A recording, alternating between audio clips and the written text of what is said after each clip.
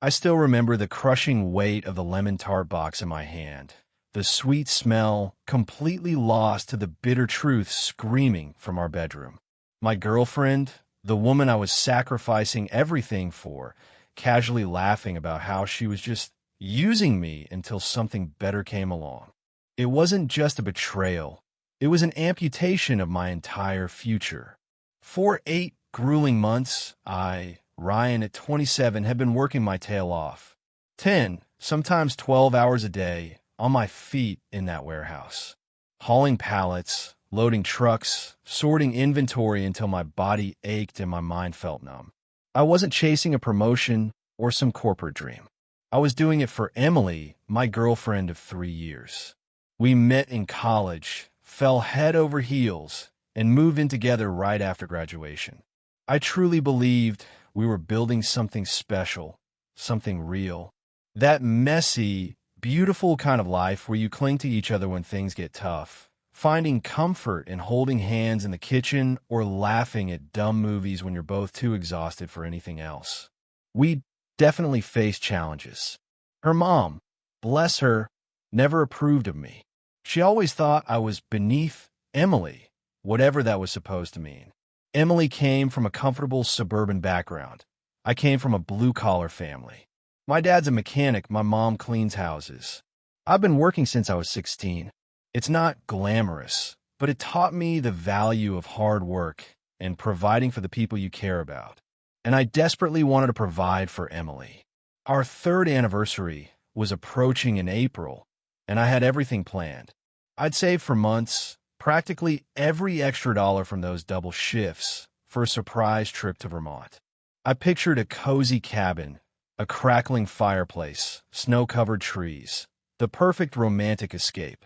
I even bought her that delicate silver necklace with the tiny crescent moon charm she'd been admiring in a downtown boutique.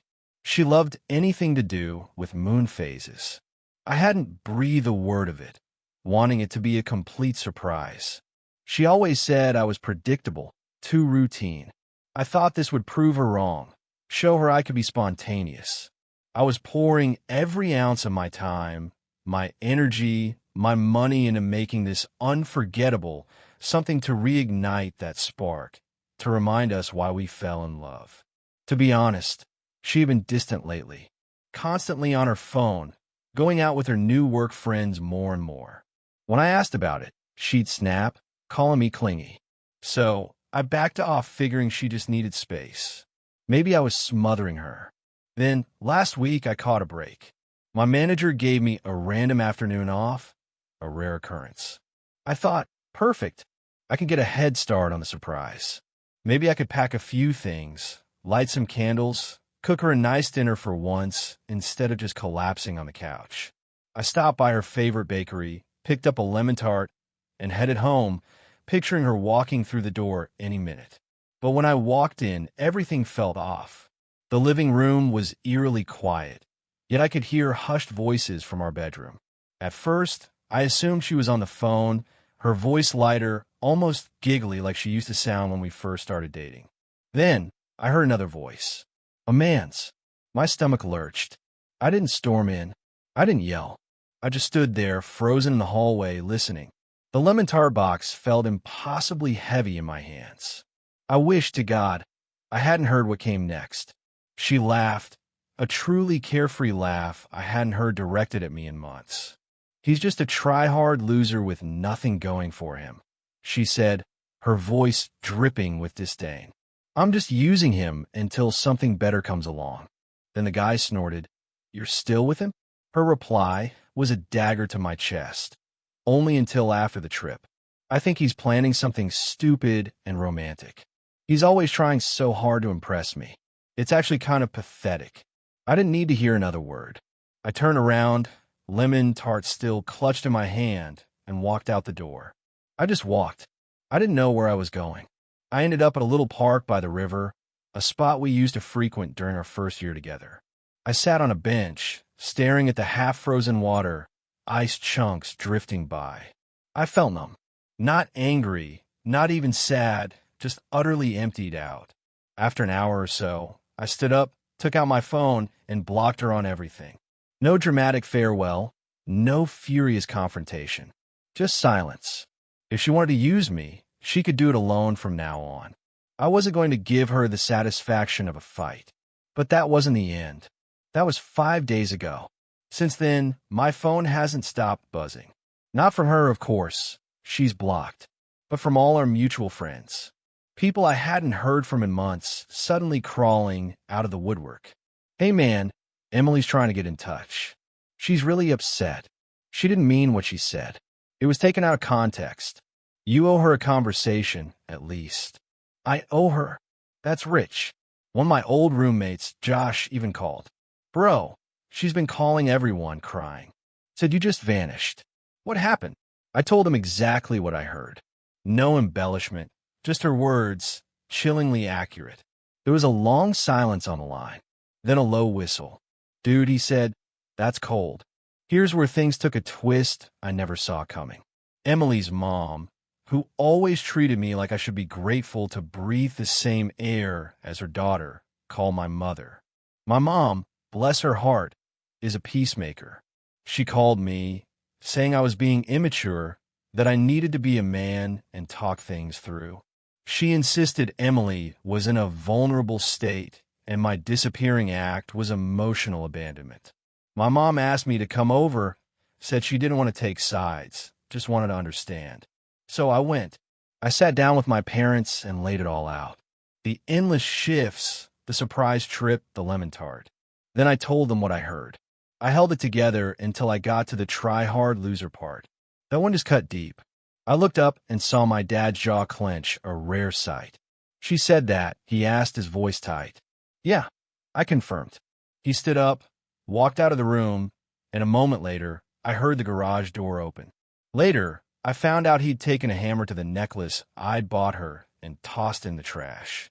That was my dad's way of saying he believed me. Since then, things have snowballed.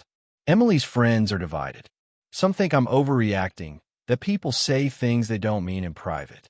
Others, the ones who know me better, are staying quiet.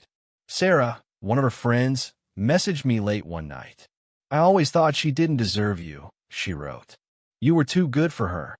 But it's not just Emily anymore. Her mom has now started messaging people on my side of the family. My cousin Jenna sent me a screenshot of a Facebook message from her calling me unstable and vindictive, claiming I was turning everyone against her daughter out of spite. So now I'm at a crossroads. I know Emily will keep trying to worm her way back in. I know her mom will keep poisoning the well.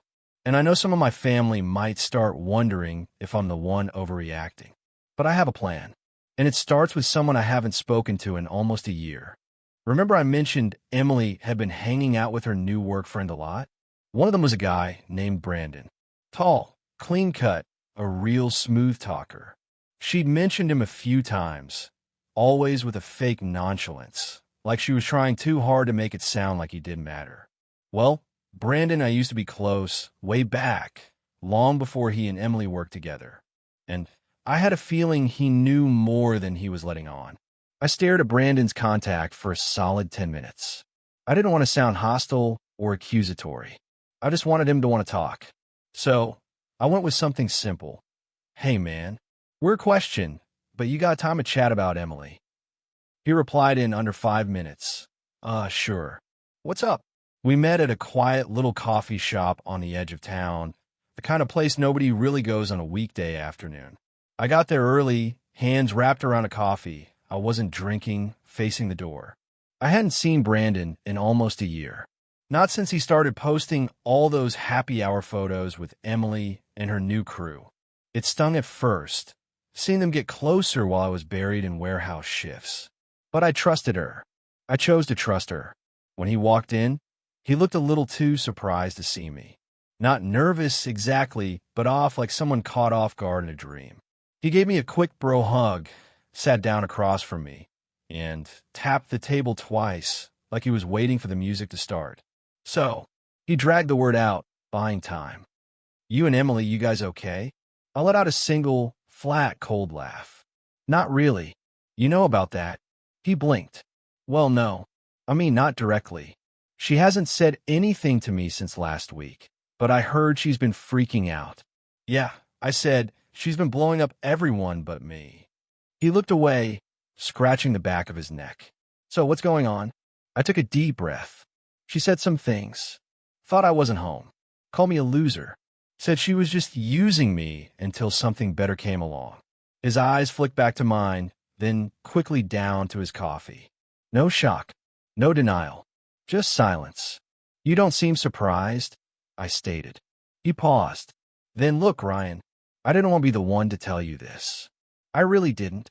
My heart dropped into my stomach. I already knew where this was going, but hearing it would be a whole other level. She's been different lately, he said, speaking carefully, as if every word was a minefield. At first, I thought she was just going through a rough patch with you, and I tried to stay out of it. But a couple months ago, she started talking like she already had one foot out the door, like she was just waiting for the right moment. I didn't speak. I just nodded for him to continue. She flirted a lot. With everyone. But especially with this guy in marketing, Travis. Total sleaze. Always bragging about his money, his condo, whatever.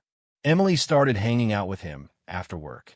At first, it seemed casual, but then I caught them in the break room one day, and let's just say it wasn't exactly G-rated. He winced, as if he felt guilty just saying it. You knew she was with me? I asked quietly. I did, and that's why I backed off. I couldn't stomach it. I even told her once, straight up, you're gonna wreck this guy. He's been nothing but good to you. He paused, looking at me, and she just laughed. Said you were too boring to miss her if she left. I clenched my jaw so tight, I felt my molars grind. I had given her everything. Every hour of overtime, every saved dollar, every ounce of patience and belief. And she thought I was boring. What do you want to do? He asked. I looked at him, and for the first time since this whole mess began, something sharp cut through the fog of betrayal. Not rage, not bitterness, just clarity. I wanted to know exactly what she threw away. He nodded slowly, as if he understood, as if he'd seen that same fire in someone else before, maybe even in himself. I left that meeting with more than just the truth. I left with a plan forming in the back of my mind. And it wasn't just about Emily anymore. It was about her mom, too. Because Emily might have been toxic, but her mom, she was the architect, the quiet puppeteer behind the curtain, the woman who smiled through her teeth and always called me dear, while making it perfectly clear I'd never be good enough. The one who once told me I'd be lucky if Emily settled for someone like me. Turns out, she'd been meddling behind the scenes for a while now, poking around in our lives, subtly suggesting to Emily that she should keep her options open, encouraging her to flirt, even offering to introduce her to some lawyer cousin who might be a better fit, all while smiling at me like we were family. I didn't want petty revenge. I didn't want to yell or expose her in some dramatic, messy scene. No, I wanted a quiet burn, one she wouldn't see coming. I call my uncle. He's not a PI or anything dramatic like that. He's an accountant, a very, very thorough one. He's helped me with my taxes since I started working.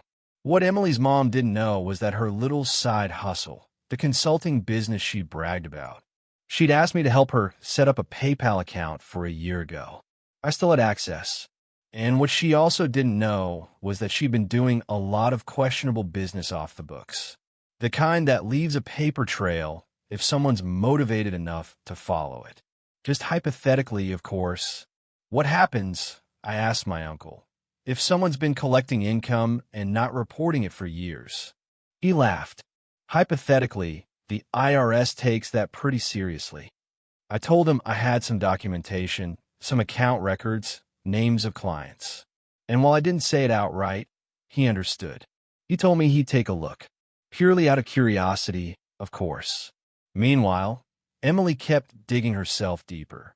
On the third day of silence, she showed up at my mom's house. My mom, still struggling with the whole situation, refused to let her in.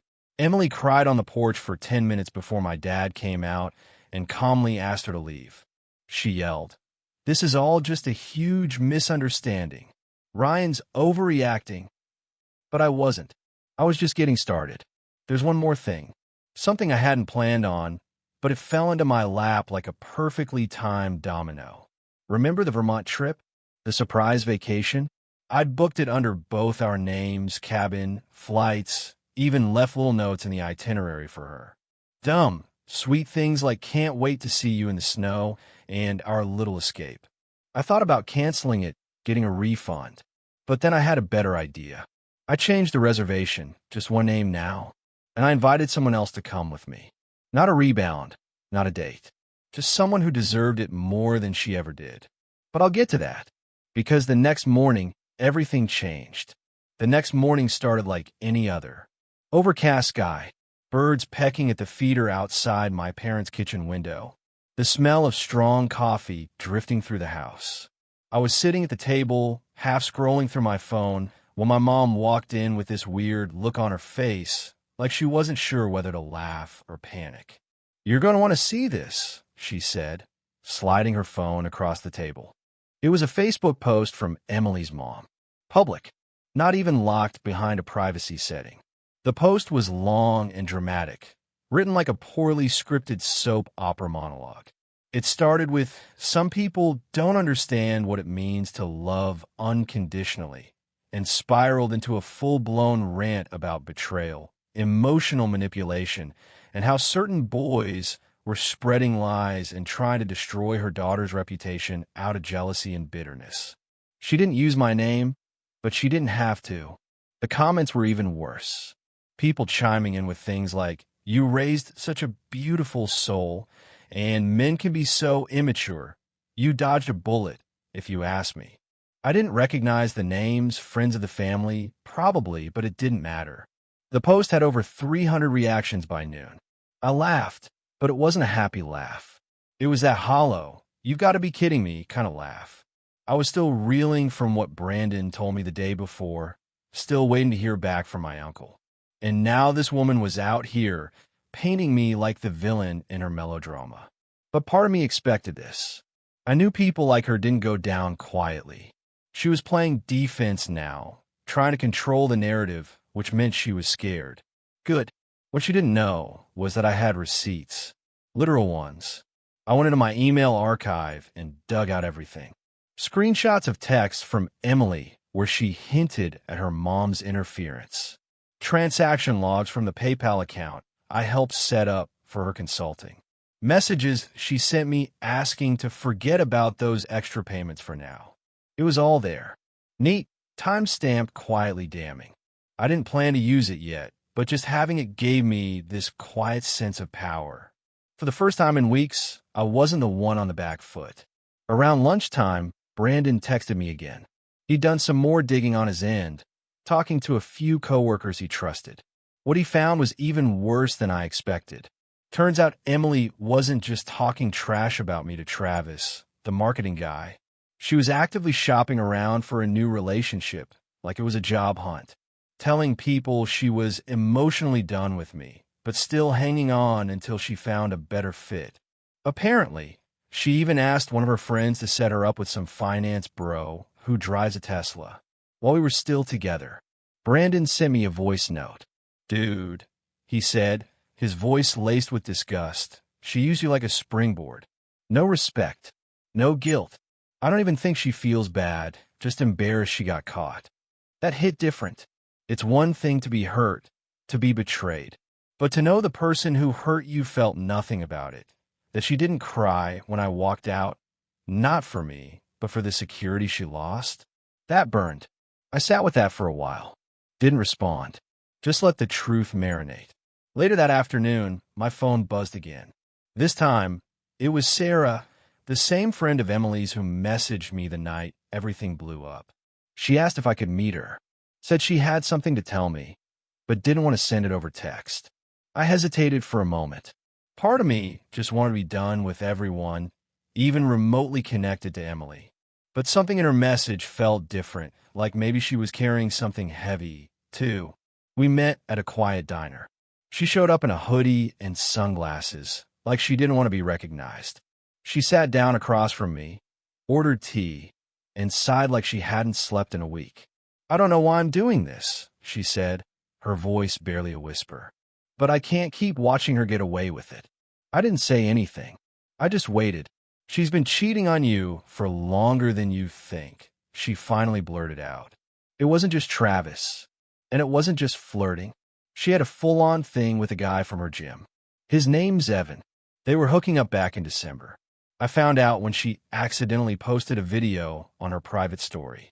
She deleted it within seconds, but I saw it. I confronted her, and she told me to mind my business. I felt that weird twist in my chest again. I suspected Travis, but another guy? Before Travis? She doesn't care about anyone but herself, Sarah went on.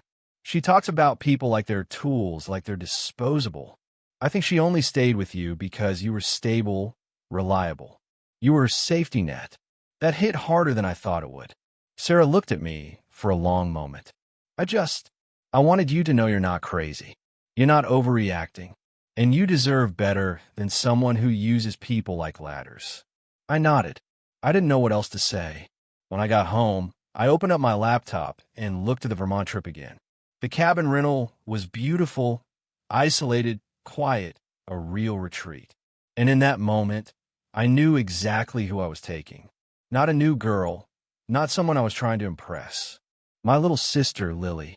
She's 16, loves the snow, and has been dealing with her own stress from school and our family's drama. She used to look up to Emily, thought she was cool and stylish. Lately, she'd been asking questions about why we broke up, if it was her fault, if I was okay. And every time she asked, I wanted to cry. She didn't deserve to be caught in the crossfire of someone else's selfishness. So I called her. Hey, I said, you still have that snow jacket you like? She hesitated. Yeah.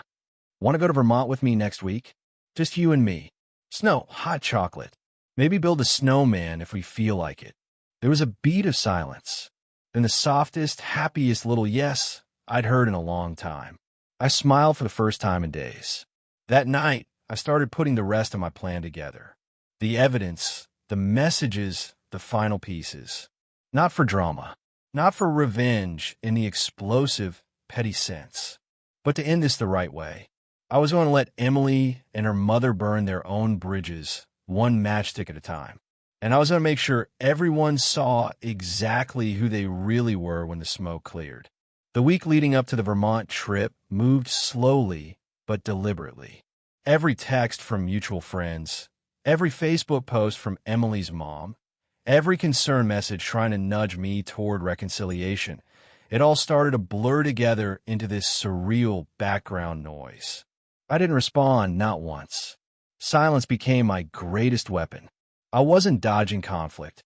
I was choosing not to play their game. My uncle finally called back 3 days before the trip. His voice was calm, measured, but I could tell he'd been sitting on something heavy. Ryan, I took a good look at those documents, he said. She's been underreporting income for years. Thousands, possibly tens of thousands. My stomach churned. Like, enough for the IRS to care? Oh, definitely, he said. I'm not saying you should do anything with this, but if someone were to submit it anonymously, there's enough for them to launch an audit. Maybe even some penalties. I didn't say anything right away. The idea of turning her mom in, it felt nuclear, extreme. But then I thought about all the lies, the public smear campaign, the way she guilt-tripped my mom and sent nasty messages to my cousin, the way she enabled her daughter to manipulate me and probably dozens of others. And most of all, the way she acted like none of it would ever come back to her. I thanked my uncle and told him I'd think about it. The night before the trip, I stopped by our old apartment. Emily had been forced to move back in with her mom after I cut ties and canceled the lease. I left a few boxes of stuff behind, things I hadn't wanted to deal with. She'd been messaging mutual friends to tell me she was going to drop it all off, but I decided I'd grab it myself. I didn't go in. I just waited in the parking lot.